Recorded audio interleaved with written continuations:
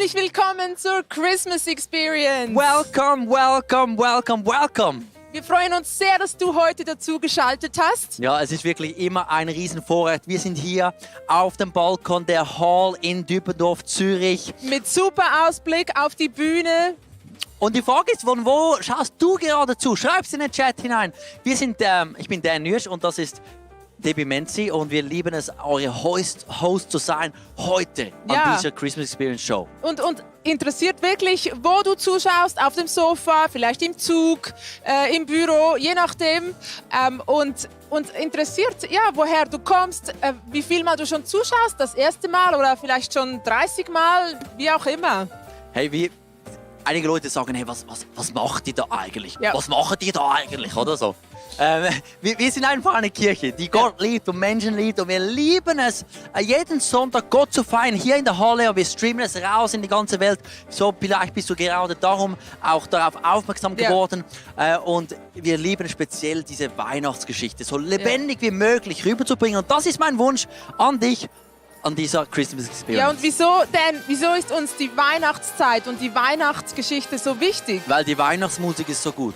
Nein, Nein, da gibt's noch mehr. Nein, es gibt noch mehr. Aber das stimmt, die Botschaft das stimmt von schon. Jesus ist ist einfach die beste Botschaft. Sie hat die Weltgeschichte verändert und wir lieben es, diese einfach hinauszutragen. Ja, und wir legen uns richtig ins Zeug für euch, dass ihr das auf eine wunderbare Art erfahrt heute. Denn wir haben etwa 30 Darsteller, wir haben Musiker, wir haben Tänzer, wir haben Techniker. Und viele Techniker. Dan, wir haben so viele Kameras hier, damit das möglich ist für dich zu Du wirst Hause. lachen und weinen und nachdenken und träumen. Es wird Spannung, es wird ein richtiges Erlebnis. Das Ganz ist ja wichtig. unser Ziel, oder? In dieser ganzen Show. Wenn du Fragen hast, Kommentare hast, unbedingt nutzt den Chat. Wir haben Hosts im Chat, welche die Fragen beantworten können und einfach mit dir unterwegs sein können. Genau. Ja, und Dan, ich glaube, du hast noch Ich muss los, gell? Ja, du hast eine Alright, Aufgabe. Wir sehen uns weiter. Unten. Wir schicken Dan los, denn er geht mal Backstage. Es nimmt uns natürlich Wunder, was da unten passiert und nicht nur hier oben.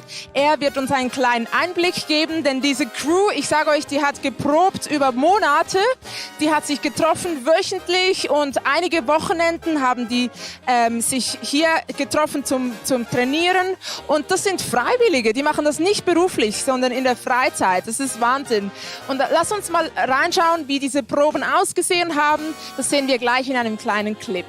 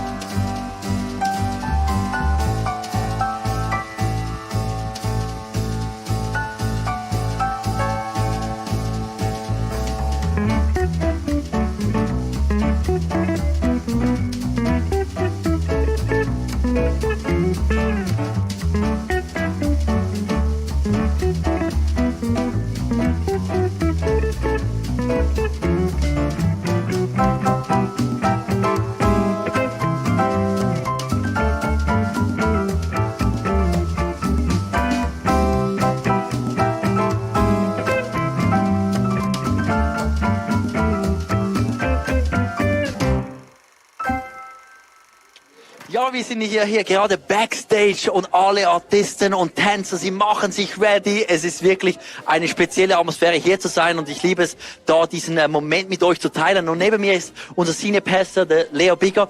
Danke, hast du dir kurz Zeit genommen für uns? Sehr, sehr gerne. Gell, dann ist wirklich so, man spürt die Vibes da wirklich. Die Leute sind so on fire, das zu performen. Und es ist immer so ein Spektakel hinten, weil das sind alle Requisiten auf einem Stuhl. Und du kannst dir nicht vorstellen, wie oft die das auch wechseln, die Kleider. Und das ist alles am Stuhl. Es sieht aus wie ein Riesendurcheinander. Und doch hat es eine Aber es ist krasse Ordnung. organisiert. Mega! Hey, nimm uns kurz mit. Was ist eigentlich so dein Herz jetzt für jede Person, die online zuschaut? Ich finde es mega cool, dass wir die Weihnachtsgeschichte jedes Jahr sehr kreativ erzählen. Immer bis auf einen anderen Blickwinkel.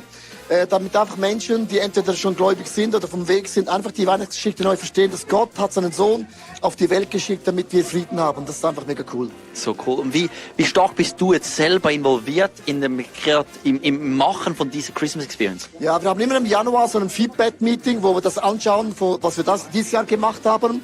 Und da bin ich sehr, sehr gut involviert und dann entwickeln wir die Idee und ab dann ist es ein Team, das es selber schreibt und ich bin wirklich bei der ersten Show, sehe ich das zum allerersten Mal. Also jetzt? Ja, zum ersten so Mal, die auch und sagen, da bin ich immer nervös, weil ich denke, oh, aber das Feedback bekommen sie von den Leuten. Das heißt, ja, ich bin richtig gespannt. Was denkst du, ja, was würde jetzt am meisten, auf was können die Leute sich am meisten freuen? Ja, es gibt so einen Song, habe ich vorher gesehen, so in der Mitte, das ist so mein Lieblingssong, wo wirklich einfach ein Weihnachtslied gesungen wird, so schön, so melodiös. Das war so mein Moment, wo ich vorher gesehen habe. Ich finde es immer so krass, einfach zu sehen, wie die ganze Kirche da involviert sind. Da sind ja viele Volunteers dabei, oder? Ja.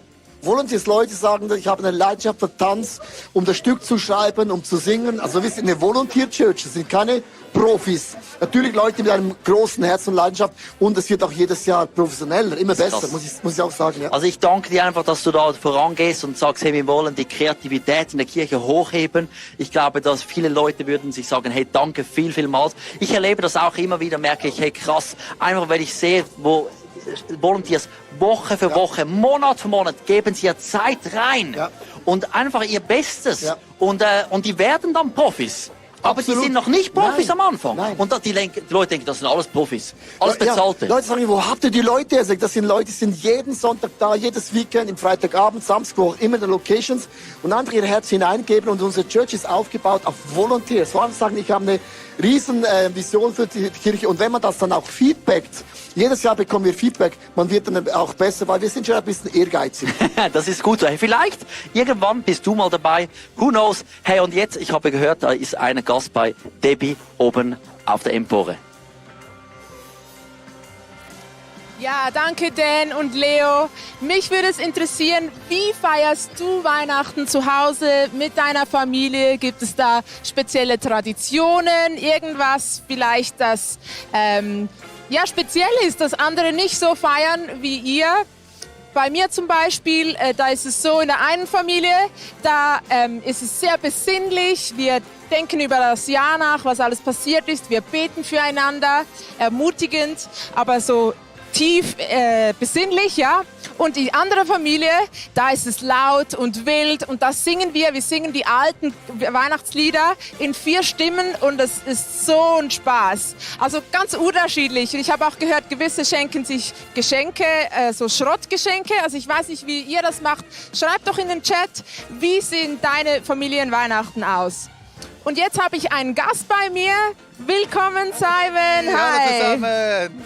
Simon, du bist der Leiter des Kreativbereichs in unserer Kirche und ich würde behaupten, dass die Kreativität uns auszeichnet im ICF. Ja, Würdest du auch so sagen? Ja, das ist ein bisschen so. Ja? Denke ich schon. Ja, wir lieben es halt. Das hilft uns, die Kreativität, die Botschaft zu transportieren. Musik und alles hilft, um das, was wir sagen wollen, zu transportieren. Stell dir vor, Debbie, wenn du einen Text liest und dann liest du den einfach vor, dann im Optimalfall kommt die Information rüber, aber wenn du den Text mit Musik unterlegst und den auch theatralisch bringst, dann ist es einfach ganz anders und kommt rüber. Ja, und was genau öffnet dann das Herz? Ja, das Herz, zum Beispiel der Humor. Der Humor. Wenn ich lachen kann, dann öffnet sich mein Herz. Ja. Wenn Musik da ist, dann öffnet Schönheit, öffnet mein Herz. Oder Exzellenz. Wenn die Menschen sehen, dass wir alles gegeben haben, dass es einfach exzellent ist, weil unser Gott exzellent ist, das öffnet das Herz. Und das werden wir heute sehen. Alles, von allem ist allem. irgendetwas drin.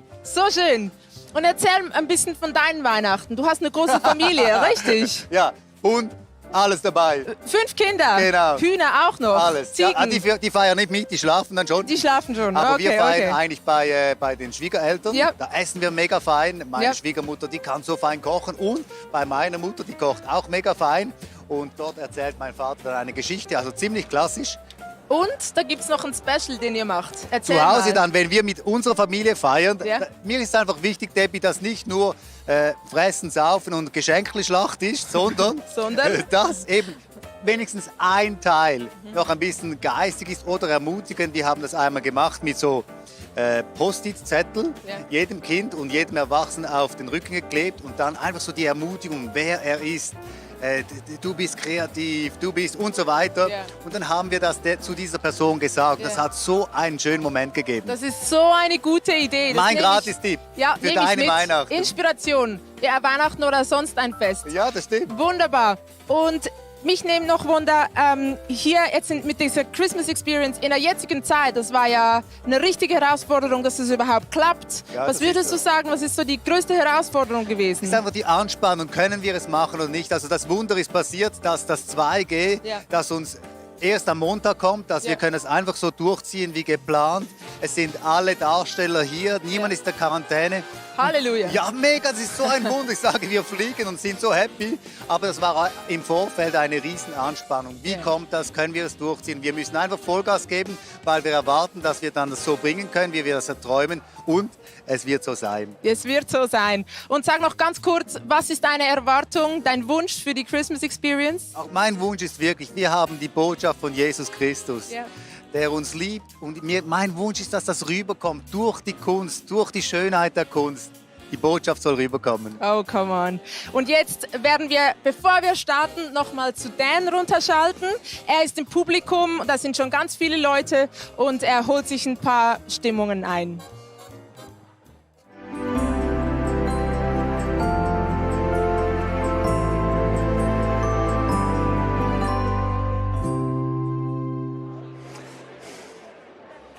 Ja, ich sitze gerade hier in der ersten Reihe der besten Plätze, kurz vor dem Start. Und neben mir ist die Desiree.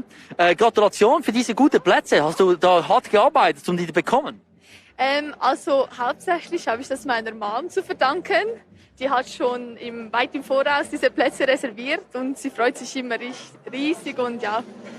Das heißt, ich höre, dass sie ist sicher begeistert. Hat sie mehr gezogen oder hast du auch gesagt, ich möchte da auch dabei sein? Also ich wollte unbedingt auch an der Christmas Experience sein, aber sie hat die Plätze organisiert, ja. Jetzt, ich sehe, du bist ja nicht ganz alleine. Hast du das ganze Dorf noch mitgenommen? Nein, nicht ganz. Also ich habe sehr gute Freunde von mir dabei und natürlich auch meine Family. Jetzt, hast du schon viele Christmas Experience angeschaut oder ist das dein erstes Mal? Nein, ich war schon an ein paar Christmas Experiences, ja. Jetzt für uns online, was würdest du sagen, was ist deine Erwartung? Meine Erwartung ist einfach, dass Gott zu mir spricht und dass ich einfach mich kann begeistern von dem Worship, der Musik und ja, dass es einfach auf mich wirken kann, ja. Und ist es auch etwas wie ein Familienfest, da, wenn ich das sehe? Eltern, gell? Ja, schon eine Art. Es ist immer so das Weihnachtshighlight, so die Schulzeit. Es ist immer sehr stressig, aber das ist so etwas, worauf ich mich wirklich freuen kann, ja. Hey, danke vielmals. Ich wünsche euch allen eine mega gute Show. Liebe Leute online, hey, es startet in wenigen Momenten und ihr seht sich hinter mir. Die Reihen, die füllen sich schon richtig und die Leute sind gespannt und ich hoffe, du bist auch richtig gespannt auf das, was jetzt kommt. Jetzt ist wirklich der Moment, wo du alles auf die Seite schieben kannst und darfst. Noch das letzte Mal sagen, jetzt kommt auf das Sofa, jetzt geht's los. Das ist jetzt der Moment.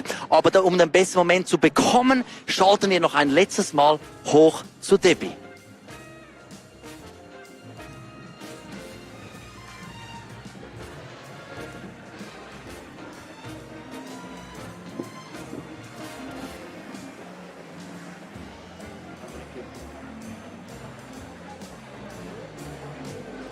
Danke. Einfachen Menschen in einer turbulenten Zeit, wie Gott ihnen da drin begegnet ist. Und ich lade dich jetzt ein, egal wo du bist, in welcher turbulenten Zeit du steckst. Öffne dein Herz, wenn du das siehst und hörst. Und Gott, derselbe Gott, wie damals den Menschen begegnet ist, möchte dir heute begegnen.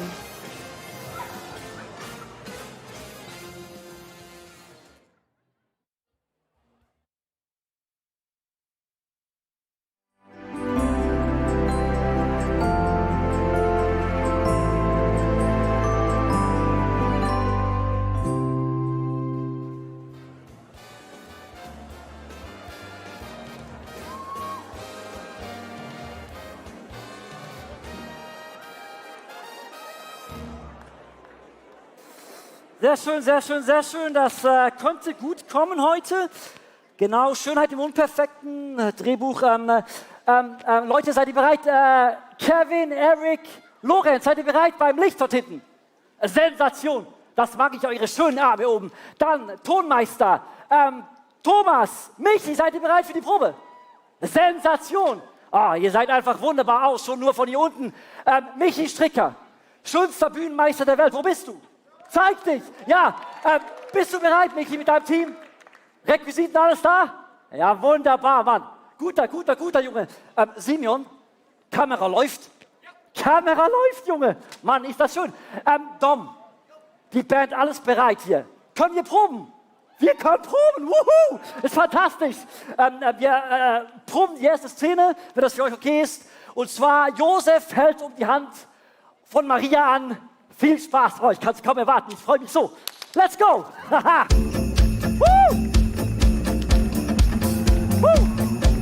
Das schön, das läuft hier. Merry Christmas, Mary. Merry Christmas, everybody. Are you ready to sing a little jingle bells? Yes. Jingle bells, jingle all the way. Oh, what fun it is to ride in a one-horse open sleigh. Jingle bells, jingle all the way. Oh, what fun it is to ride in a one-horse open sleigh. Dashing through the snow in a one-horse open sleigh. Over fields we go, laughing all the way. Bells on bobtail ring, making spirits bright. What fun it is to ride and sing a sleighing song tonight. Jingle bells, jingle bells, jingle all the way. Oh, what fun it is to ride in a one-horse open sleigh. Jingle bells, jingle bells, jingle all the way. Oh, what a lot of fun to ride and sing in a one-horse open sleigh.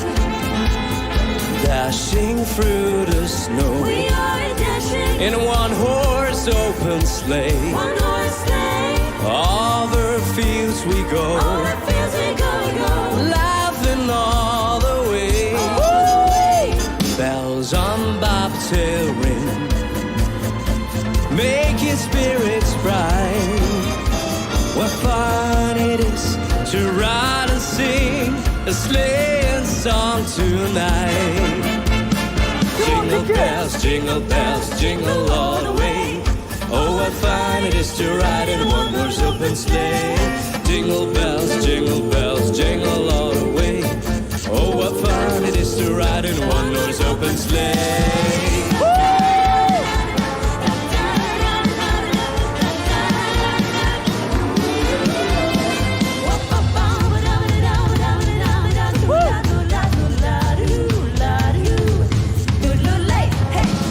Jingle bells, oh, what fun in a one-horse open sleigh. Jingle bells, oh, what fun it is to ride in a one-horse open sleigh. Jingle bells, jingle all the way.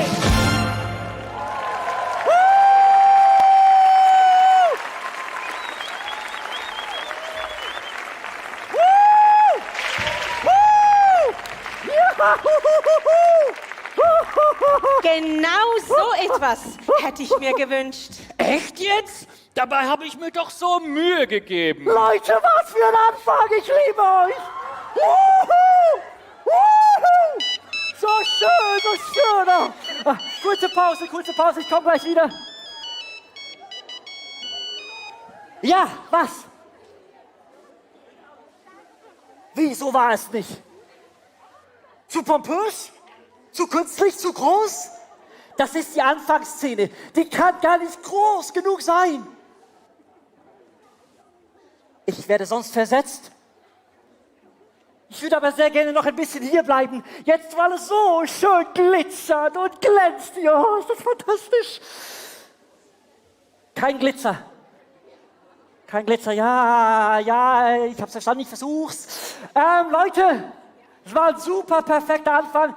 Kleines Problem, Elena, Kostümbild? Ja, bitte komm doch mal. Ihr Lieben, wäre es für euch ganz schlimm, wenn wir vielleicht hier vorne, Agile, Anja, Noemi, eure Kostüme mit Klebestreifen ein bisschen entglitzern würden? Ja, mach einfach mal. Ja, es kommt schon gut. Probier. Was denn? Gar kein Glitzer, nichts Glitzer. Helena, wir machen das trotzdem nicht. Wir machen das nicht. Ja, schon. Atmen, ja. Elena, wir machen einen Kostümwechsel. Ja, Kostümwechsel. Ja, ihr kriegt das hin.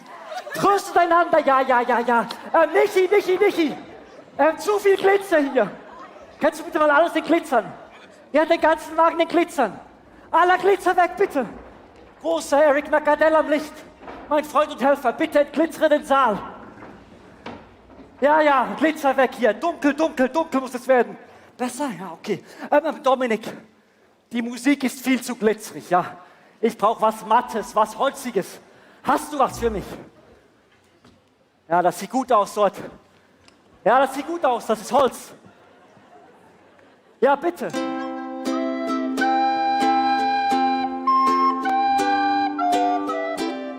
Jetzt das Ganze bitte noch in schön. Vielleicht Geige oder so. Marco, nimm die Gitarre als Geige. Los, improvisier mal, Junge. Sei mal spontan. Ist das besser? Ja, wenigstens jemandem es gefällt. Ja, Dominik, nimm hier. Dankeschön. Band kommt gut, super. Läuft, ja? Show läuft. Ja, hackt's wohl. Der Tannenbaum auch noch weg. Hey, eine Weihnachtsshow ohne Tannenbaum, das ist keine Weihnachtsshow mehr. Der Executive Producer hier im ICF, der Simon Lemmler, hat gesagt, er will einen Tannenbaum. Entweder der Tannenbaum weg oder ich weg. Ja, ich hab's verstanden. Scheibenkleister. Tobias, kannst du bitte den Tannenbaum entfernen? Oh. Stromausfall, Mist, wo bin ich? Hier, ich rette mich. Ist das für ein Weihnachtsstück ohne Tannenbaum? Ist doch kein Weihnachtsstück mehr. Ist das eine weiße? Stricker! Stricker, schönster aller Bühnenmeister, komm mal zu mir. Hast du eine Idee? Könntest du das vielleicht in einen Tannenbaum verwandeln? Schaffst du, oder? Ja, schaffst du. Los. Okay, Leute, wir proben weiter, ja? Diesmal ohne Glitzer, noch einmal die gleiche Szene, ohne Glitzer, Eric. Bitte schön, Josef hält die Hand von Maria an. Viel Freude. Oh.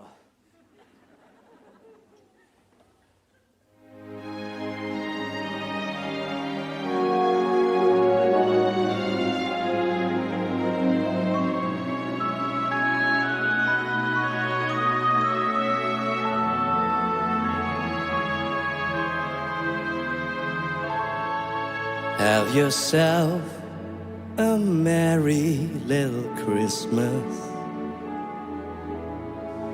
Let your heart be light. From now on, our troubles will be out of sight.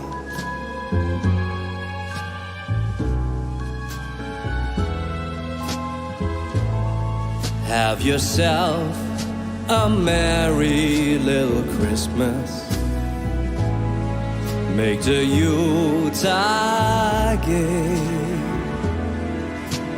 From now on, our troubles will be miles away.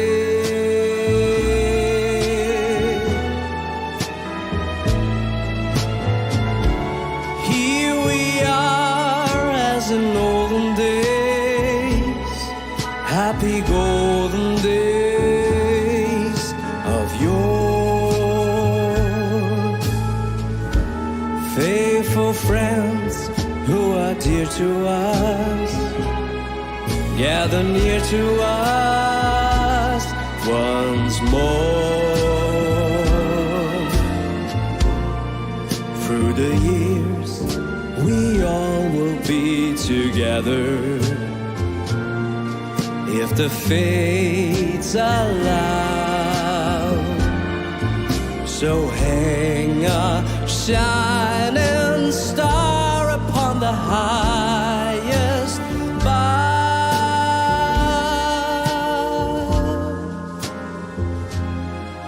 and have yourself a merry little Christmas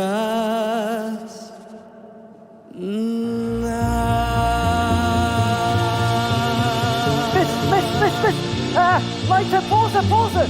Pose, Pose! Lächeln, lächeln, Annelle! Really, lächeln, lächeln!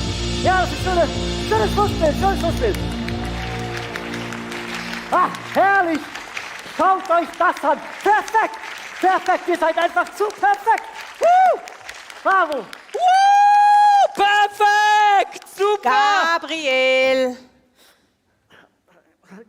Maria, was jetzt schon wieder? So war das einfach nicht. Das ist alles viel zu schön. Wir wollen die Menschen im Jahr 2021 doch nicht im Glauben lassen, dass unsere Verlobung ein Spektakel war. Aber Maria, die war doch ein Spektakel! Ich muss weiterproben. Bald ist Weihnachten, deshalb. Genau, es geht weiter.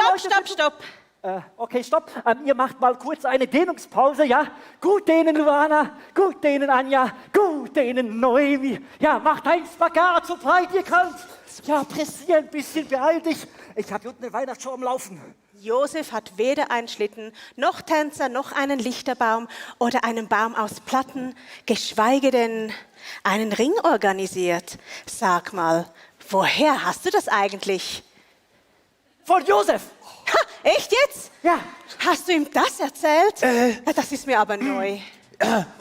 Also, ich dachte eben, die Weihnachtsgeschichte verdient einen großen Anfang. Ja, Maria, groß. Oh Mann, was müsst ihr Männer eigentlich immer kompensieren?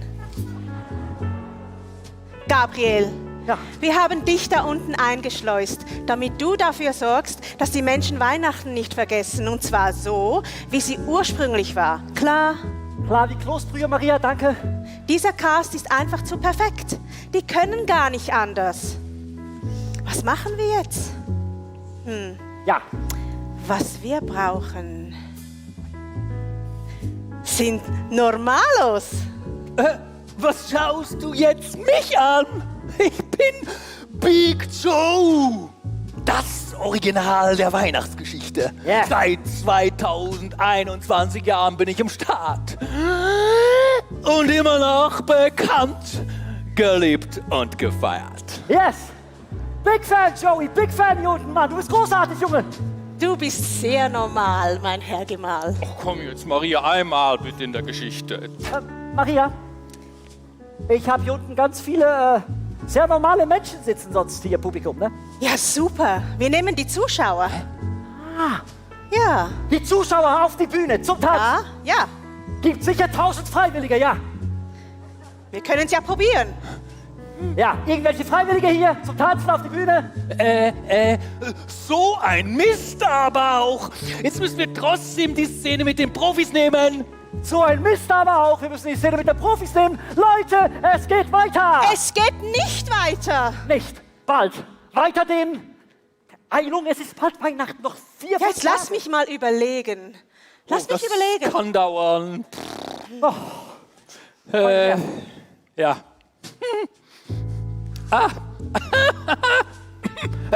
Gabriel, Was? kennst du den schon? Der ist super, den habe ich letztens gehört. Halt dich fest, jetzt kommt der Brüller. Treffen sich 2 Kerzen, fragt die eine die andere, was machst du heute Abend? Sagt die andere, ich gehe aus. Ich gehe aus, gar keine Kerze, ich geh aus. Jungs, ich hab's. Wir nehmen die Menschen in den schwarzen Kleidern. Was? Schornsteinfeger oder was? Nein. Die da, an den Knöpfen. Techniker. Genau. Techniker fürs Ballett auf die Bühne. Ja. Warum? Na, die kommen auf den Punkt, sind exakt und nicht so übertrieben. logisch. Warum bin ich nicht selber drauf gekommen? Techniker, wir brauchen euch. Wer kann tanzen? Kevin vielleicht. Kevin, ja, komm doch du mal runter und Thomas. Ja, der kann das vielleicht auch. Und der Stricker. Der schöne Stricker, komm mal auf die Bühne. Können wir dir ein bisschen ermutigen mit einem Applaus, unsere Techniker fürs Tanzen? Ja, gib ihm some noise.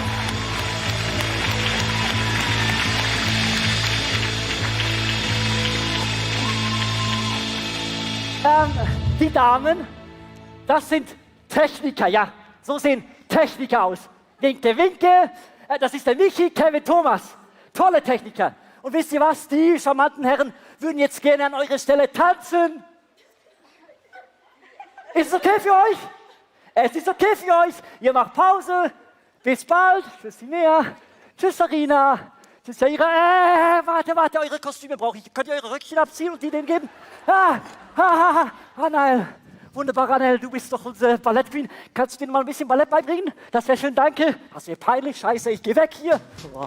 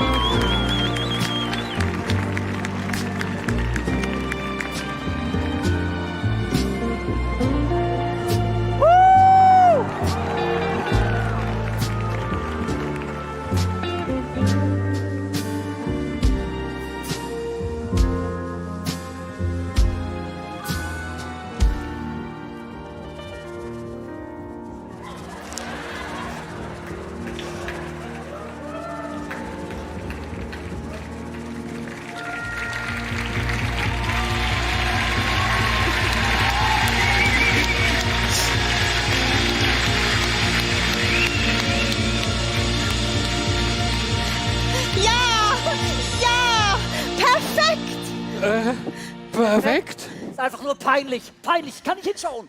Ja, und wisst ihr auch warum? Nee. Weil unsere Verlobung auch so unperfekt war.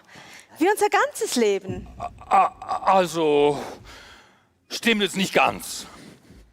Überleg doch mal, wir haben doch nach unserer Verlobung alles so perfekt geplant. Findest du? Ja.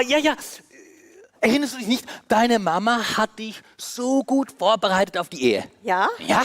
Ich habe unser Haus geplant. Ja. Und dann, dein Hochzeitskleid. Und dann diesen Hochzeitswein, den wir zusammen ausgewählt haben, der war auch nicht von schlechten Eltern. Ja, das stimmt. Hey Leute, ich sehe das praktisch alles von meinem kongenialen Regisseurenauge. Ich sehe ein Gespräch mit deiner Mutter dramatisch. Ich sehe einen Plan vom Haus. Ich sehe ein Hochzeitskleid schimmernd. Ich sehe einen teuren Hochzeitswein. Das schreit förmlich nach Szene auf unserer Bühne. Sollen wir eure Pläne hier in unserer Show heute Abend zeigen, ja? Unbedingt. Yes. Aber bitte genau so weiterfahren. So schön dezent. Ein bisschen einfacher halt. Sehr, sehr gerne, Maria. Ich freue mich. Ich kann kotzen. Weihnachtsstück dezent. Das bringt mich um. Reiß dich zusammen, Gabriel. Du hast die Techniker im Haus. Okay, Techniker, wir machen noch einmal die Szene. Ich meine, die nächste Szene. Josef hält um die Hand. Ich meine, Josef macht Pläne mit Maria. Dezent. Oh.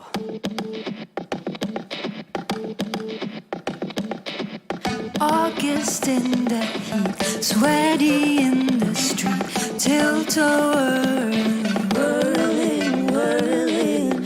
I can feel your eyes, find me in the crowd, think you like me now. haven't seen you every day. On my block in your white tee. You're looking pretty fine to me, so why are you waiting? When I'm standing in my dancing shoes, asphalt's hot and my knees all bruised. It's a song I got a lot to prove, can't wait to do it, can you?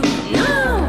Arms swing from side to side in the neon lights. Say that the wonder world got vibes, you'll be fine for tonight. Take me, Ferris wheeling, babe. It's the air I crave. When we're up so high, salty wind at night, make out mountain high. I haven't seen you every day, on my block in your white tee. You're looking pretty fine to me, so why are you waiting? When I'm slamming in my dancing shoes, asphalt's hot and my knees all bruised. It's the summer, got a lot to prove, can't wait to do it, can you? No!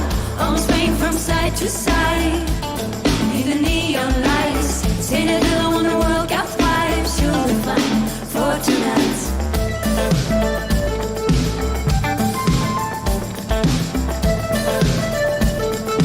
You'll be fine for tonight.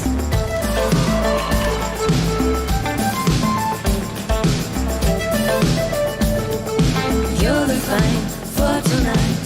I haven't seen you every day, on my block in your white tee. You're looking pretty fine to me, so why are you waiting? I haven't seen you every day, on my block in your white tee. You're looking pretty fine to me, so.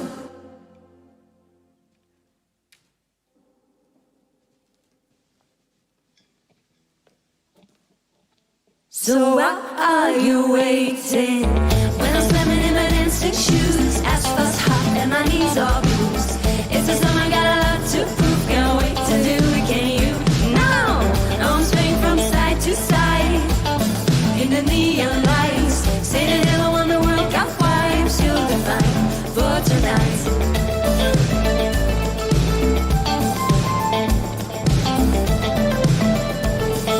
You'll be fine for tonight.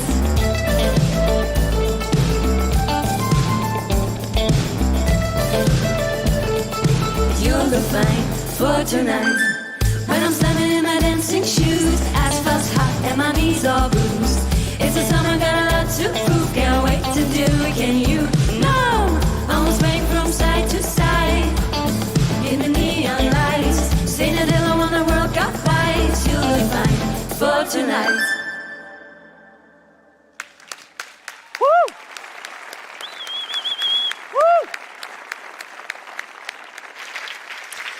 Ja, da war unsere Welt noch in Ordnung. Und dann wurden wir schwanger. Wir? Das tönt jetzt aber sehr nach 2021. Ja, aber Maria Mausi, wir haben ja auch 2021. Ja. Ja, und ich stelle mir vor, bei dieser rasanten Entwicklung auf Erden, da wird man praktisch gemeinsam schwanger. So. Ja. Maria, da hat Josef total recht, ja. Siehst du? Ah ja? Also im Jahr 2021, junge Väter hier unten, die machen praktisch alles mit, das ganze Programm. Also die besuchen mit ihren Frauen Geburtsvorbereitungskurse, ja? Ja, so einen hätte ich auch gebrauchen können. Die gehen in krasse Atemkurse. Verstehst du? Und wisst ihr was? Der allerneueste Schrei unten auf der Erde sind Abstaubkurse. Abstaubkurse? Ja, Big Joey. Erzähl. Im Jahr 2021 ist alles anders. Männer wickeln ihre Babys nicht mehr. Nee. Sie stauben sie nur noch ab. Boah. Weißt du auch weshalb? Nee. Es gibt hier unten auf der Erde nur noch Pulvermilch. Echt jetzt? Ja, ist krass, ich weiß. Maria, hast du Ist das total krass. gehört? Ach, Gabriel, hör auf, Josef so einen Bären aufzubinden. Ja, sorry. Ist Weihnachten, ein bisschen Scherze müssen sein, ja? Jetzt. Ich mach die Witze hier. Ja. Zuerst war ja alles schön. Auserwählt, den lang ersehnten Messias zur Welt bringen. Doch der Wind hat schnell gedreht. Niemand hat sich mit mir über die Schwangerschaft gefreut. Am Anfang nicht mal du, Josef. Ja, also gut. Wenn deine eigene Verlobte nicht von dir schwanger ist. Das musst du erst mal verkraften, sowas. Ja, ich weiß.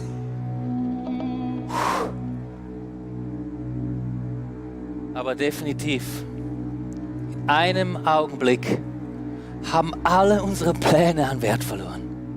Wir waren verloren.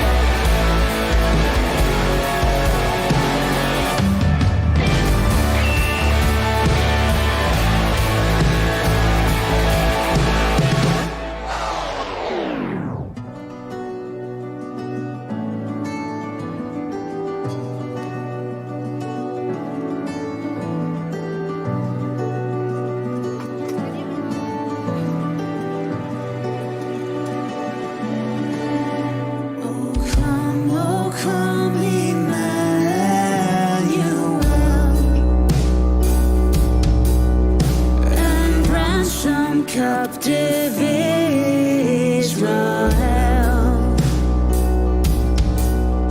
that mourns in lonely exile here until the Son of God appear. Rejoice, rejoice, Emmanuel shall come to thee, O Israel.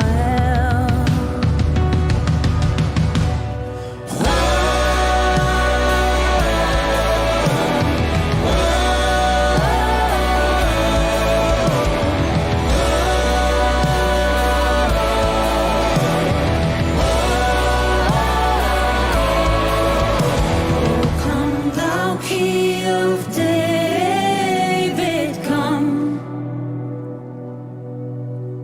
and open wide our heavenly home.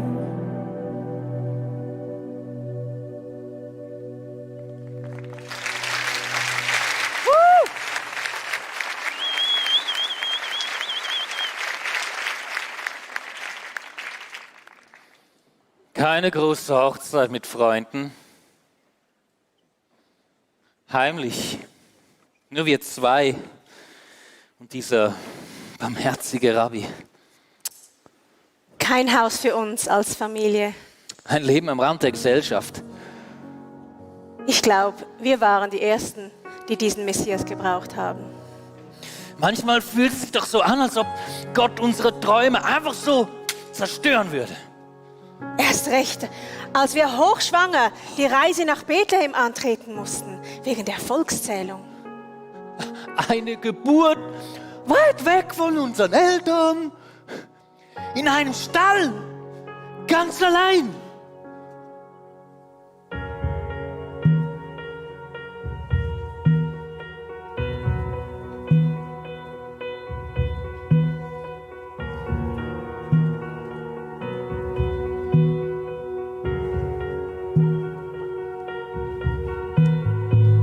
The world waits for a miracle. The heart longs for a little bit of hope. Oh come, Emmanuel. A child prays for peace on earth, and she's calling out from a sea of hurt. Oh come, Emmanuel. And can you hear the angels singing, glory to the Lord of the world, glory to the Lord of the world, it is here. The drought breaks with the tears of a mother. A baby's cry is the sound of love. Come down, Emmanuel. Oh, here's the song for the suffering. Here's Messiah, the Prince of Peace has come. He has come, Emmanuel.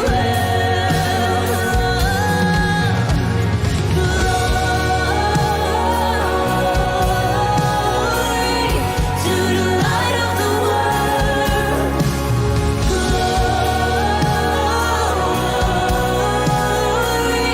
to the light of the world. Glory to the light of the world.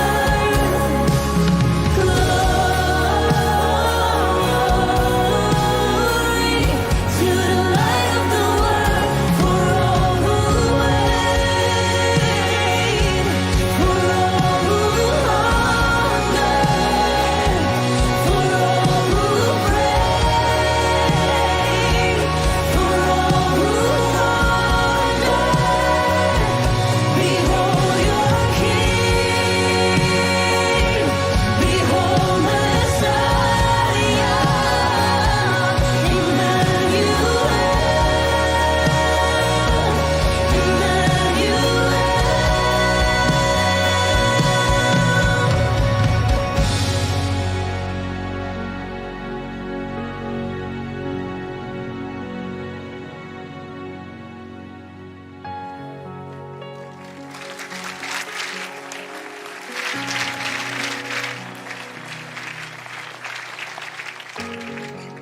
Was mir damals bewusst wurde, es gibt nicht nur menschliche Pläne, sondern auch Gottes Pläne. Und wie du vorhin gesagt hast, Josef, fühlte es sich doch oft so an, als würde er unsere einfach zerstören. Nein, vielmehr löst er sie irgendwie auf und macht was Neues draus. Ja, Ja, ja, ja, ja. ja, Er brauchte uns, genau. um Menschen ohne Zukunftspläne Hoffnung zu bringen. Gelobt sei der Herr.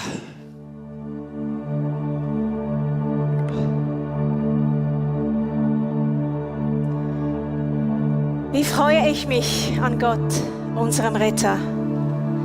Seine Barmherzigkeit gilt von Generation zu Generation allen, die ihn ehren. Sein mächtiger Arm vollbringt Wunder. Er hat Niedrigstehende erhöht. Die Hungrigen hat er mit Gutem gesättigt. Er hat seine Verheißungen nicht vergessen, barmherzig zu sein, wie er es unseren Vorfahren verheißen hat. Für immer.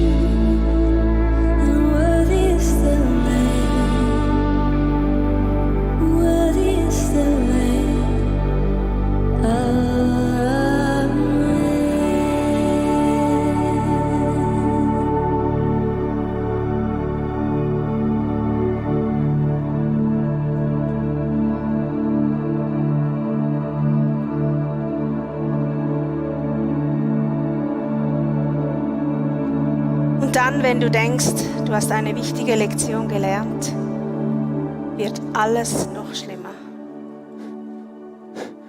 Wir mussten fliehen. König Herodes ließ alle kleinen Knaben umbringen, weil er glaubte, der Messias werde seinen Thron fordern. Es war furchtbar.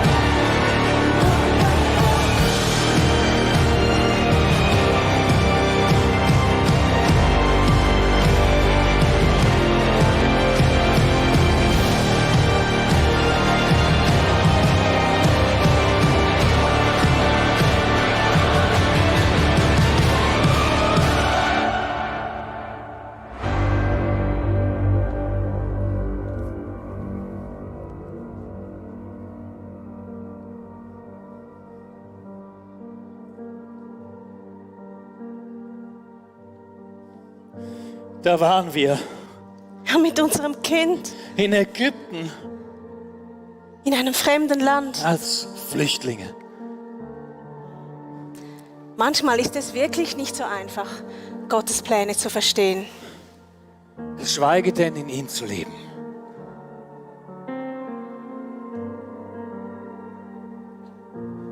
Zwei Jahre später hat Gott mich zu euch gesandt. Ich sollte euch mitteilen, dass Herodes gestorben ist. Und dass ihr nach all diesen Jahren auf der Flucht endlich wieder nach Hause zurückkehren könnt. Maria,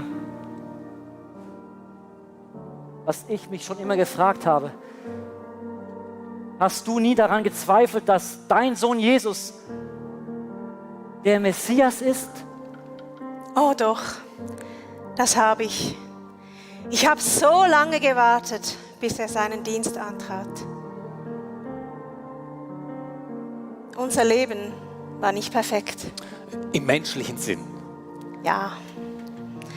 Aber da lag auch ganz viel Schönheit in vielen unserer unperfekten Momenten. Warum? Weil Gott einen Plan hat und die Fähigkeit besitzt, etwas daraus zu machen. Gott besitzt die Fähigkeit, etwas daraus zu machen. Ja, wie an der Hochzeit in Kanaan. Es war Winter und ich war da mit Jesus. Moment. Habe ich gerade Hochzeit gehört? Und war da auch noch das Wort Winter? Also, das gibt für mich zusammen eine Winterhochzeit, oder? Ja? Also, wenn das jetzt nicht der perfekte Augenblick wäre, um einen riesengroßen Lichtertannenbaum aufzuziehen, dann weiß ich auch nicht. Ich, der klitzekleine Gabriel, hätte da eine klitzesüße Mini-Frage an die wunderbare, herrliche Maria. Wäre es eventuell möglich, für diese nächste Szene den Tannenbaum noch einmal hochzuziehen? Bitte, bitte, bitte, bitte, bitte, bitte, bitte, bitte, bitte. Ja, mein lieber Gabriel. Ich liebe dich, Maria. Tobi, my man. Schau mal, Zieht es hoch, ja, zieht hoch. Zieht hoch. Oh, Oh, wow. Noah, schau dir das an, er leuchtet. Maria, er leuchtet. Es kann Weihnachten werden. Jesus, wir feiern dich. Plötzlich merkte ich, dass die Kellner unruhig wurden. Und dann realisierte ich auch, warum. Warum? Ja, der Wein ging aus. So ein unperfekter Moment. Hat mich im Fall ganz schön gestresst. Aber Gott hatte einen Plan.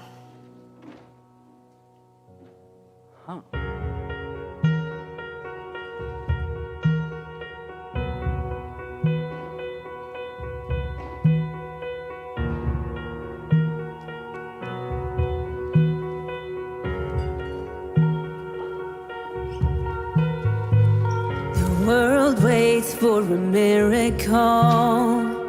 The heart longs for a little bit of hope. Oh come, Emmanuel. A child prays for peace on earth, and she's calling out from a sea of hurt. Oh come, Emmanuel. And can you hear the angels singing? Glory to the light of the world. Glory to the light of the world.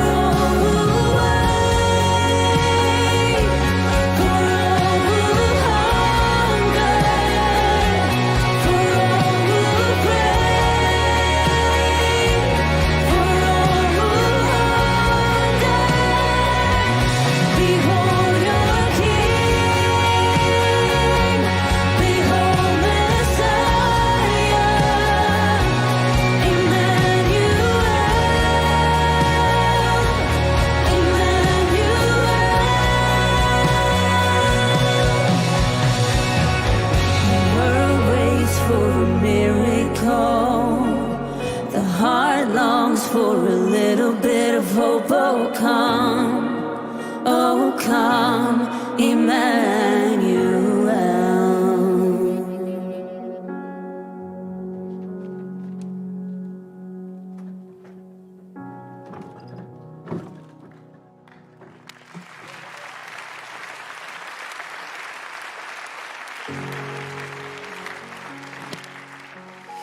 So, die Weihnachtsgeschichte kann man eigentlich zusammenfassen in einem Satz.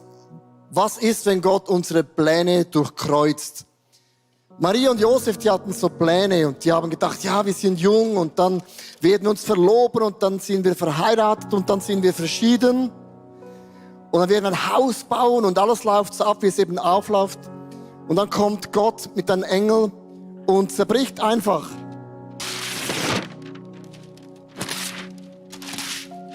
diesen Plan. Und das haben wir Menschen nicht gerne, wenn Gott plötzlich unsere Pläne so durchkreuzt, weil wir haben Gedanken, wie das Leben verlaufen muss. Aber Gott unterbricht manchmal unser Leben spektakulär, ansatzlos, so wie wir es nicht gedacht haben. Und im Jesaja Kapitel 55, Vers 8 und 9 steht in der Bibel geschrieben, dass Gottes Gedanken sind sehr oft nicht unsere Gedanken. Und auch Gottes Wege sind fast nie die Wege, die wir gehen würden. So wie der Himmel die Erde überragt, so sind auch die Wege Gottes viel höher als unsere Wege und Gottes Gedanken als unsere Gedanken. Ja, das liest sich ganz, ganz gut, diesen Bibelvers, wenn alles so läuft, wie es eben läuft, wie man es gerne hätte. Aber was ist, wenn Gott wirklich deinen Plan in deinem Leben einfach durchbricht und dich nicht dabei fragt, wieso er es tut? Ich habe für mich so ein Bild entwickelt, und das Bild von einem Schaf, weil die Bibel sagt, wir sind Schafe.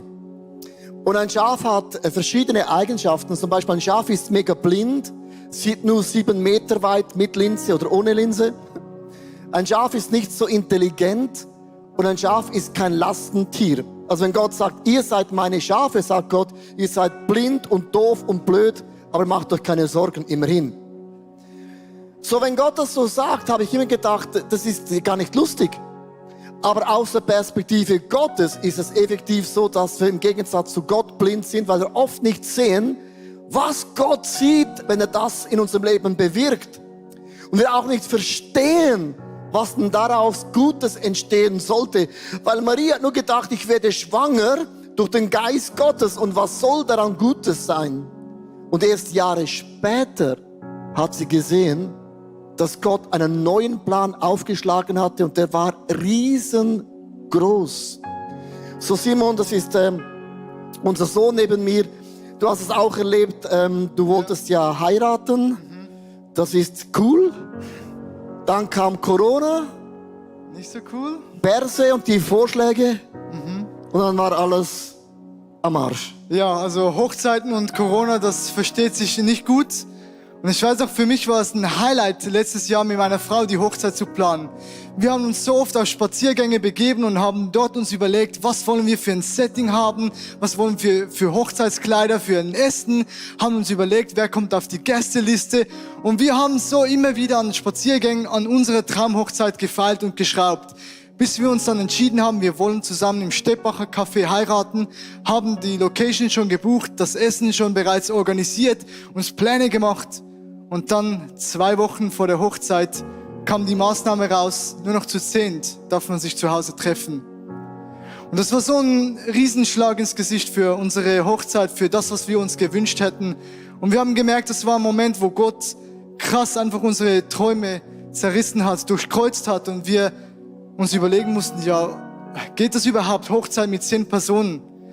Wir sind nochmal spazieren gegangen und haben uns überlegt, gut, mit 10 Personen können wir knapp unsere Familie einladen. Das funktioniert, der Pastor ist ja schon zu Hause. Ich zähle als eine halbe Person von meinem Gewicht, ja.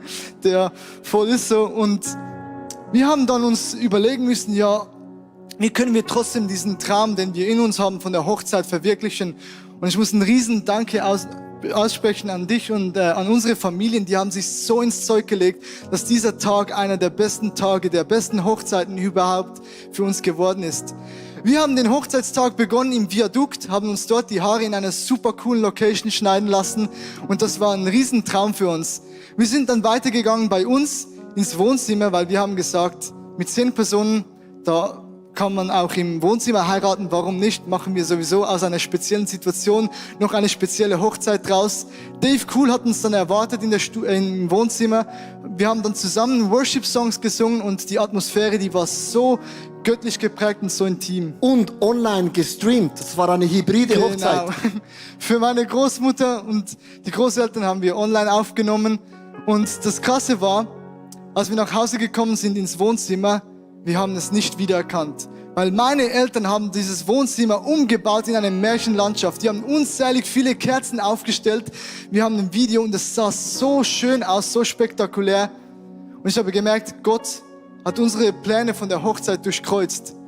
Doch als ich das angeschaut habe und gemerkt habe, was aus diesem Wohnzimmer geworden ist, habe ich gemerkt, Gott hat nach einem Jahr, wenn ich zurückschaue, etwas so viel Krasseres gemacht, als wir es uns jemals hätten vorstellen können. Weißt du, Simon, weil wir ja die Candlelight ja mit praktisch keinen Leuten durchführen konnten, hatten wir Kerzen. Das ist so. Dann habe ich die einfach geholt beim ICF, bei mir aufgestellt und wieder dann in das ICF gebracht und niemand hat es gemerkt.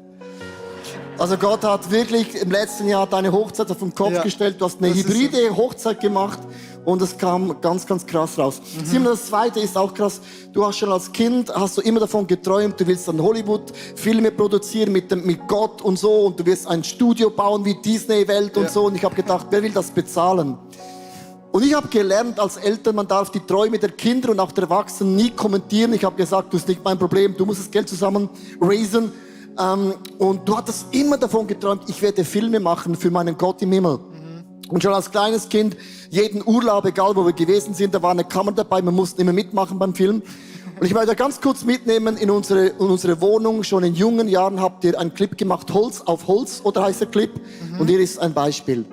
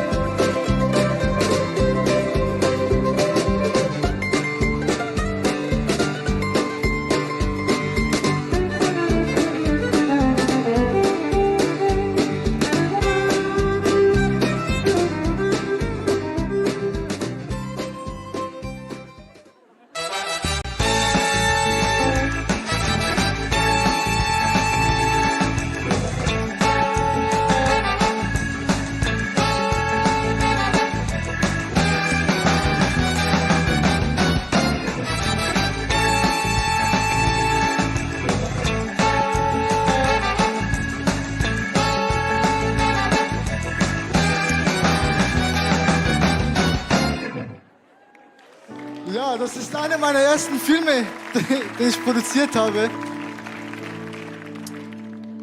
Was mich selber beeindruckt ist, wie lange mich schon dieser Wunsch, Filme für Jesus zu produzieren, mich begleitet. Schon seit ich klein bin, habe ich gewusst, ich will eines Tages Filme produzieren, die der Welt von Jesus erzählen. Und ich ging dann ins Gymnasium, habe es abgeschlossen und wusste, ich kann studieren gehen. Und mein Traum war es, Filmregie zu studieren. Doch ich hörte, wie Gott mir sagte, Simon, ich möchte nicht, dass du ein Studium beginnst, sondern dass du dich in die Kinderkirche investierst. Und ich habe das gemacht, habe gesagt, hey, ja Gott, ich liebe es, den Kindern zu predigen, ich liebe meinen Beruf. Doch ich wusste, irgendwie ist die Frage in meinem Herz geblieben, der Wunsch in meinem Herz geblieben, was mache ich mit meinem Traum, Filme zu produzieren? Ich habe dann immer wieder Leute getroffen, die eben in so einem Filmstudium waren und die haben gesagt, hey Simon, wenn du Filme produzieren willst, dann ist es so wichtig, gerade in der Künstlerbranche, dass du dich connectest, dass du Kontakte knüpfst mit anderen Filmbegeisterten und so ein Netzwerk aufbaust. Und das Zweite, du brauchst unbedingt das Know-how, um Filme zu produzieren, sonst geht das nicht. Und ich habe gemerkt, irgendwie konnte ich keinen Reim darauf finden, wie Kirche, Kinderkirche und Film zusammenpassen soll und wie ich zu diesem Know-how und zu diesen Kontakten kommen soll. Und ich dachte mir, ja Gott, ich liebe es bei den Kindern, aber was ist mit meinem Wunsch, Filme zu produzieren? Was ist mit diesem Traum, den ich schon lange in mir trage? Und dann kam letztes Jahr Corona und vom einen Sonntag auf den anderen wurde die Kirche geschlossen. Und wir haben uns als Team zusammengesetzt und haben gedacht, hey, was machen wir in dieser Zeit, wo wir keine Kirche vor Ort halten können? Und wir sind vom einen Moment auf den anderen in ein komplettes Online-Team, haben wir uns umtransformiert. Und von 0% Filmen haben wir von der einen Woche auf die andere jede Woche, jeden Sonntag bis zum heutigen Tag mindestens eine YouTube-Episode hochgeladen. Und das ist für mich ein krasser Beweis von Gottes Pläne. Dass seine Pläne so viel größer sind als das, was wir uns vorstellen. Er durchkreuzt manchmal unsere Pläne, doch er hat so was Krasseres für uns bereit. Jetzt erst gerade diesen Monat haben wir die 1000 Abonnenten-Grenze beim Kids-Channel geknackt. Und das ist für mich so ein Beweis, dass Gott sagt, hey Simon, wenn ich dich hier in die Kinderkirche setze, dann ist das nicht grundlos, sondern mein Plan, der ist größer als das, was du dir jemals vorgestellt hast. Und bis zum heutigen Tag haben wir bereits über 100 Episoden hochgeladen und jeden Tag darf ich mir Gedanken machen, was kann ich als nächstes für eine Filmepisode hochladen. Und mein Traum wurde über Nacht wahr. Come on. Yeah! Woo! Ihr liebe Leute, stell dir mal vor, du willst Filme machen, hast kein Geld, kein Studio, nichts. Und dann kommt Corona. Und die einen sagen Halleluja und die anderen sagen Halleluja. Manchmal durchbricht Gott wie bei Maria und Josef die Pläne dramatisch. Und du verstehst Gott nicht. Maria sagte zu Gott, und das ist der Schlüssel, Gott, ich verstehe es nicht, ich begreife es nicht, aber ich möchte mich dir zur Verfügung stellen. Und Glauben bedeutet, dass Gott seine Hand bewegt. Und Vertrauen bedeutet, dass du das Herz von deinem Gott im Himmel berührst. Und Vertrauen bedeutet, ich vertraue, wenn Gott was durchbricht, dass Gott einen neuen Plan hat, der ist größer als alles zuvor in deinem Leben. Der neue Plan, als Maria dann zurückschaute und Jesus Wasser zum Wein machte, dachte Maria, Scheibengleister, wieso habe ich mich so gestresst gefühlt? Wieso war ich so in Panik geraten? Die rote Linie, die Hand Gottes, die war ja immer da und ich war die Einzige, die es vielleicht nicht gesehen hat. Und wenn Gott in deinem Leben Dinge durchbricht, kann es sein, dass du die einzige Person dich fühlst, die das nicht sieht. Darum zurück zum Schaf. Blind, blöd, aber machen uns keine Sorgen. Und ich möchte dich einladen in einem Gebet, weil auch für mich ist die Corona-Season, hat Gott so viele Pläne gebrochen. Und wenn man Gott sein Leben hinhält, bewegt Gott seinen Arm und du wirst das Herzen von diesem Gott im Himmel berühren. Ich möchte noch einen Vers vorlesen. In Jeremia 29, Vers 11 steht geschrieben, wo Gott sagt, er kennt die Gedanken, die er über uns denkt. Also Gott vergisst nicht die Gedanken, die er über uns denkt. Er hat Gedanken vom Heil und nicht vom Unheil. Und Gott wünscht für uns ein Leben der Zukunft und auch der Hoffnung. Und was auch immer in deinem Leben in diesem Jahr zerbrochen ist, die rote Linie, die Hand Gottes ist nicht losgelassen. Lass uns unsere Augen schließen, live, online zusammen und einfach Gott unser Leben nochmals ganz neu in seine Hände legen. Lieber Gott im Himmel, ich danke dir, dass du deine schützende Hand über meinem Leben hältst.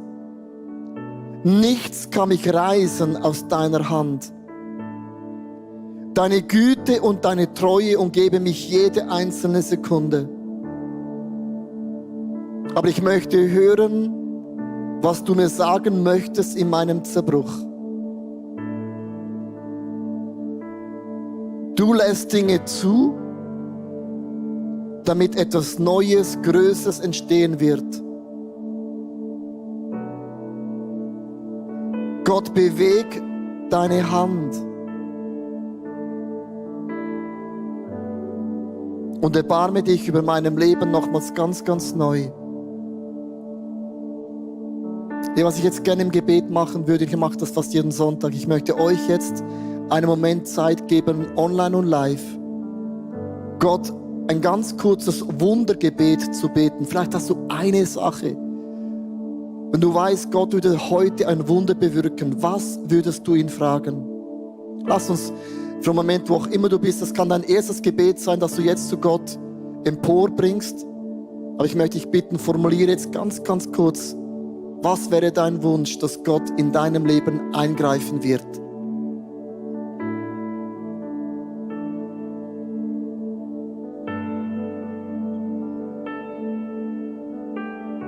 Du hast einen Gott, der hört. Du hast einen Gott, der sieht. Auch einen Gott, der mitfühlt. Lieber Gott, du hast alle Gebete jetzt gehört von den Frauen und Männern, die wir zu dir bringen. Und wir glauben, dass Weihnachten dann eben geschieht, wenn wir wissen, du bist in der Position. Und du bist allmächtig und du bist allgegenwärtig und du bist allwissend. Dass du jetzt in meinem Leben eingreifst und ich sagen kann, wenn ich in meinem Leben zurückschaue, die Linie Gottes, der rote Faden, der war immer da und ist nicht zerrissen. Und wir sagen Amen. Weißt du, das Wort Amen bedeutet, ist nicht der Punkt. Amen bedeutet, so sei es, was ich dich gefragt habe. Darum ist ein Amen ein Statement. Woo! So sei es. Das ist eben Weihnachten.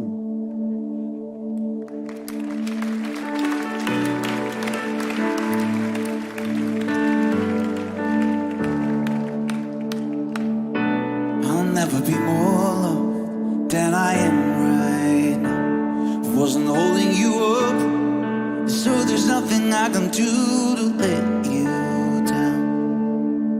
It doesn't take a trophy to make you proud. I'll never be more loved than I am right now. Going through a storm, but I won't go down. I hear your voice carried in the rhythm of the wind to call me out. And you will cross an ocean so I wouldn't drown. You've never been closer than you are right now. Jireh, you are enough. Jireh, you are enough. And I will be content in every circumstance. 'Cause you are Jireh, you are enough. Forever enough, always enough. You are more than enough. Yes, you are, Lord. Forever enough, always enough. You are more than enough. I'll never forget how I feel right now on the mountain top. I can see so clear what it's all about. So stay by my side when the sun goes down. Don't wanna forget how I feel right now. Jireh, you are enough. You always be. Jireh, yes, you are enough. I will be.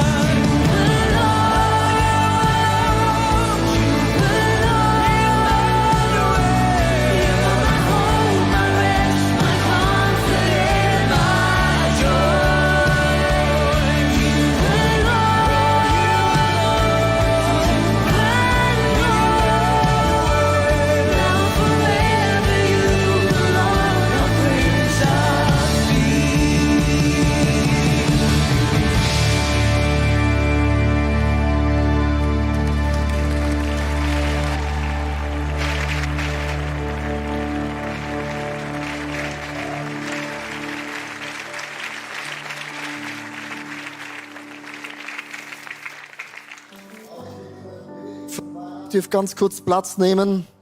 Sehr, sehr bewegt von Weihnachten, weil es ist einfach so eine coole Zeit im Jahr, wo wir Gott begegnen können. Ich möchte, bevor wir die Kollekte einsammeln, euch ganz kurz die nächsten 2 Sonntage erklären, was wir machen, weil es ist relativ wichtig. Nächsten Sonntag haben wir ein Candlelight Celebration, ihr habt es schon gesagt.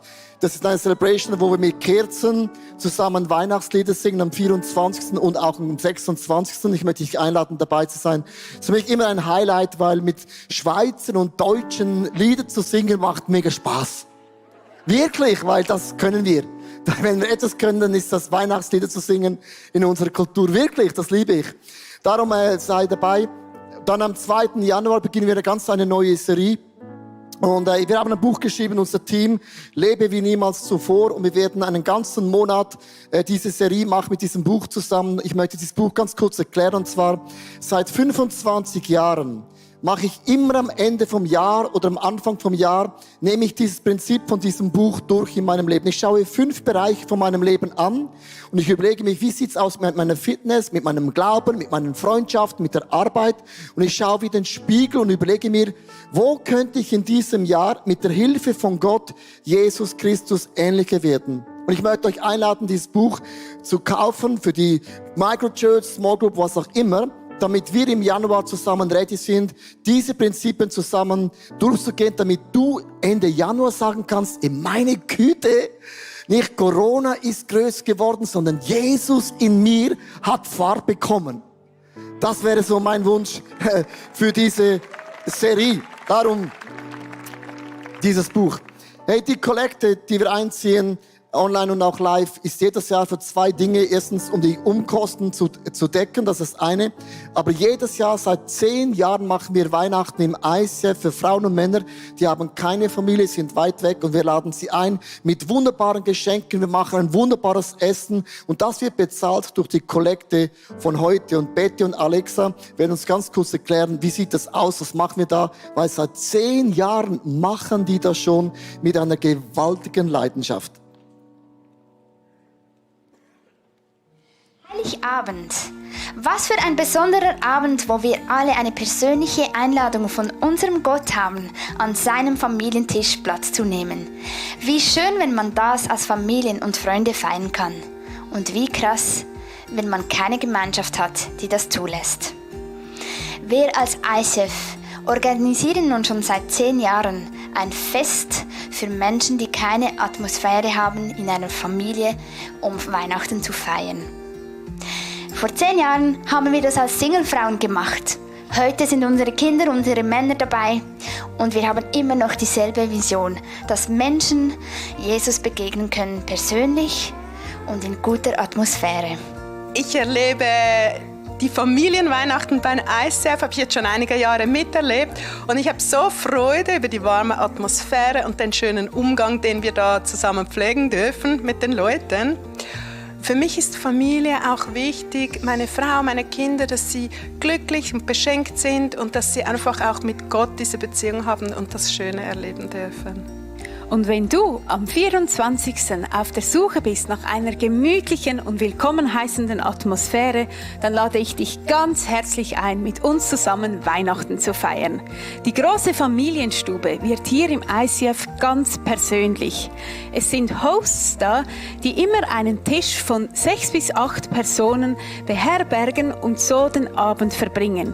Dich erwartet feines Essen, die Weihnachtsgeschichte, ganz viele lustige Spiele, Fun und Action auch für die Kinder. Und das alles, damit du Weihnachten persönlich erleben kannst. Hey, komm und lass uns dem Team einen Applaus geben. Ha, seit 10 Jahren. Seit 10 Jahren. Also die Kollekte, die wir heute einsammeln, ist wirklich für dieses Weihnachtsessen und Geschenken. Egal was für eine Regulation kommt, wir können 10er Säle machen, 12er Säle, 15er Säle. Wir haben Optionen ohne Ende. Und es werden jetzt noch Becher durch die Reihen gehen. Vielleicht hast du Bares dabei. Bares ist Wahres. Dann kannst du das gerne spenden. Alle anderen möchte ich dich einladen, ganz kurz dein Smartphone nach vorne zu holen. Du hast den QR-Code, das ist ganz, ganz einfach. Du nimmst dein Smartphone, zoomst hinein und dann wird gefragt, willst du 10 Euro, 20, 50, 100 oder 5.000 spenden? Oder auch Bitcoin kannst du auch spenden, alles kein Problem. Und wir sind wirklich dankbar für alles, was du da hineingibst, weil ich weiß, unsere Church würde nicht funktionieren, wenn ich Tausende von Frauen und Männern jedes Jahr, jede Woche, jeden Monat einfach großzügig auch mit den Finanzen auch uns unterstützen können in dem, was wir tun. Ich möchte auch an der Stelle den Frauen und Männern Danke sagen, die auch beten für unsere Church. Es gibt so viele Leute, die beten im Hintergrund. Das sieht man vielleicht nie, man hört es auch nie. Es gibt so viele Leute, die haben mitgearbeitet, dass dieses Stück heute oder auch am Sonntag einfach Church erlebt werden kann. Wir haben Hunderte von Volunteers. Die einen von uns sind unten beim Keller, das Videoteam. Das sind die ganz Bleichen, die nie in die Sonne kommen, einen ganzen Tag da unten sind. Dann die Techniker. Lasst uns mal den Leuten mal einen Applaus geben, weil ihr seid wirklich Heroes. Ihr seid Heroes.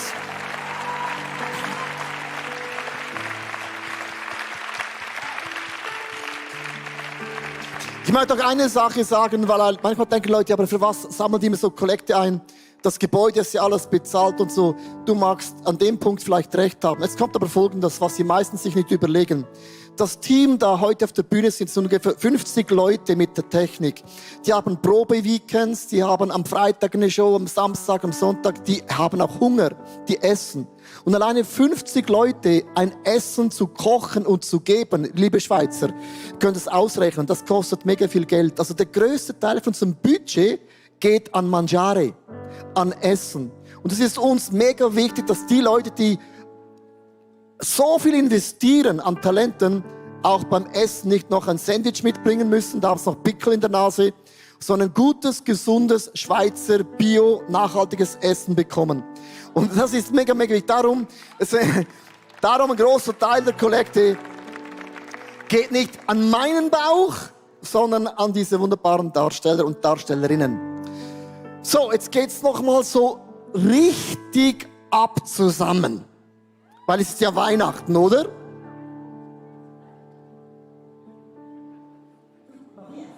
Der Blonde hat gesagt, es geht noch mal so richtig ab. Da machen wir auch mit. Oh ja, oh ja. Der Blonde ist übrigens der Pastor hier unten, ja? Aha, okay. Und wisst ihr was, ihr Lieben? Ihr seid im Himmel, ich bin da unten. Ihr könnt leider nicht mitmachen. Oh doch, Was? das können wir. Schau mal. Das wollte ich schon immer mal. Du, Maria, dürfen wir das überhaupt? Na klar dürfen wir das. Okay. Wir feiern unseren Sohn, seinen Sohn. Genau. Siehe, ich verkündige euch große Freude, die allem Volk widerfahren wird. Dir und dir und dir auf dem Balkon und dir zu Hause und dir in der ersten Reihe und dir da hinten und dir da vorne. Euch ist heute der Heiland geboren, welcher ist Christus, unser Herr, in der Stadt Davids. Frohe Weihnachten! Woo! Brothers and sisters, I want to welcome you back to life. Back to the one that can make your next chapter your best chapter. Hallelujah. How can it be that you love the most unlovable part of me? Yeah. Of me. How did you see? Your life was the only gift I'll ever need to be free. It's amazing. With you, I win even if I lose. Everything's working for my good always. He says today he will come through. He won't be let's not what superheroes do. No way to love makes my heart beat. All I wanna do is make you proud of me. I don't wanna love nobody but you. I don't wanna love nobody but you. I don't wanna love nobody but you. How can it be? Every one of my secrets that you keep, Yeah, you cover me. you cover me. Appreciate it. A mystery. Your patience with me that will never leave. We'll never leave. Don't ever leave. Help me. Help me to see like you. No matter what I go through, everything's working for my good for Let me tell you always. what he does.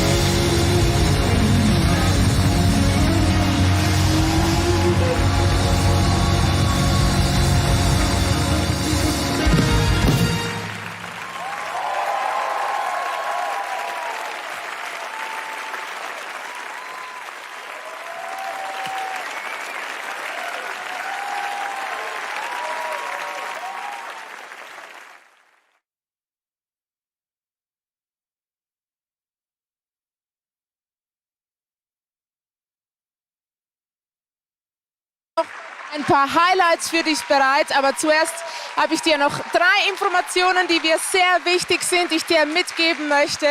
Hey, wenn du das Gebet mit Leo mitgebetet hast und diesen Gott im Himmel noch nicht kennst, dann möchten wir dir sehr gerne eine Starterbibel schenken.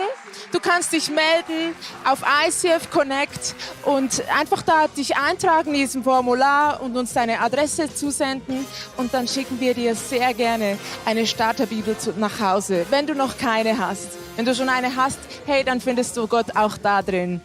Und wir würden uns wirklich freuen, wenn du da Gott kennenlernst. Wir haben sie auch in Englisch, wir haben sie auch in Italienisch und in Portugiesisch. Also melde dich, wenn du noch keine Bibel zu Hause hast. Hey, und das Buch, das Leo und Susanna neu geschrieben haben, das kriegst du überall im Handel. Das darfst du herzlich gerne auch beziehen, um einfach ganz praktisch mit Jesus unterwegs zu sein in deinem Alltag. Und wir würden uns wirklich freuen, dich wiederzusehen am Freitag, 24. oder 26. am Sonntag in der Kirche. Wir werden wieder die Candlelight Celebration feiern, also Weihnachten zusammen in einer romantischen Atmosphäre. Und ja, ob du live dabei bist oder online, wir würden uns wirklich freuen, dich da wiederzusehen. Und jetzt schalten wir nochmal zurück zu Dan. Er ist im Publikum und holt da noch ein bisschen die Stimmung bei den Zuschauern ab.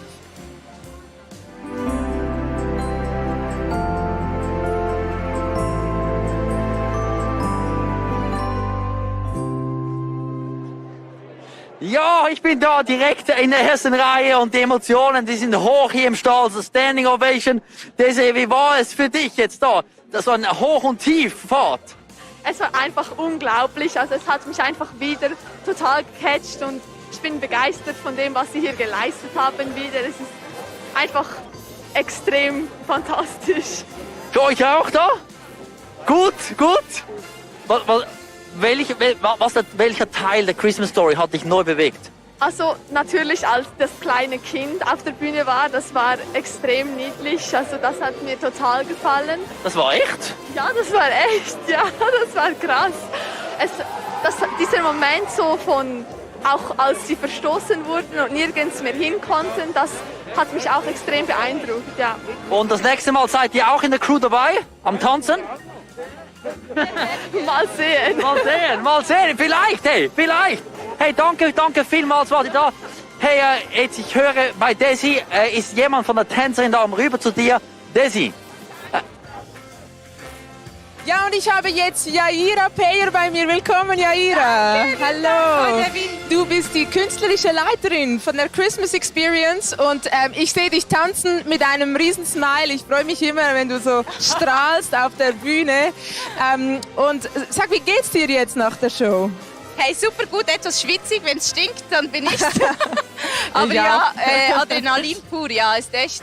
Wir haben nochmals alles gegeben, war echt cool, ja. Mir geht's super. Ja, bist du zufrieden? Mega, ja, extrem. Auf einer Skala von 0 bis 10, was würdest du sagen? 20. 20, glatte 20, wow. Ja. Hey, das sieht nach so viel Zusammenarbeit aus. Wie gestaltet sich das so? Kannst du da ein bisschen hinter die Kulissen blicken lassen? Ja, auf jeden Fall. Also das ist wirklich harte Arbeit. Da hat auch jeder zu Hause noch geübt und jede auch. Ja, wir treffen uns wir haben uns jeden Montag getroffen und dann zusätzlich noch die Wochenende davor. Also es war echt viel Arbeit. Auch jeder Einzelne hat zu Hause noch geübt und ja, da habe ich viel Respekt davor. Wow. Und sag, jetzt habe ich vergessen, was ich dich fragen wollte. Soll ich einfach etwas erzählen? Ja, jetzt weiß ich wieder. Erzähl uns doch, wieso tust du das? Ich meine, du tanzt so gut, du hast so viel Talent, so viel Zeit und Energie investiert. Warum machst du das in der Kirche? Ja, also zum einen ist es echt cool, so eine Kirche zu haben, die sowas auf die Beine stellt. Ich meine, du hast es gesehen, es ist unglaublich. Also schon mal eine coole Möglichkeit mit so vielen Leuten, die das in ihrer Freizeit teilweise machen, zu arbeiten und dann auch noch die ihre Zeit da investieren. Es gibt so viel auch mir zurück, weißt du. Es ist nicht nur ich, die alleine tanze, sondern es ist ganze Bilder, die ich kreieren kann und das ist einfach unglaublich. Und das kommt drüber, definitiv. Danke vielmals, Yaira, dass du da bist. Danke für deinen Beitrag. Und jetzt schalten wir zum Abschluss zurück zu Dan. Er ist auf der Bühne mit allen Künstlern. Ciao zusammen von mir.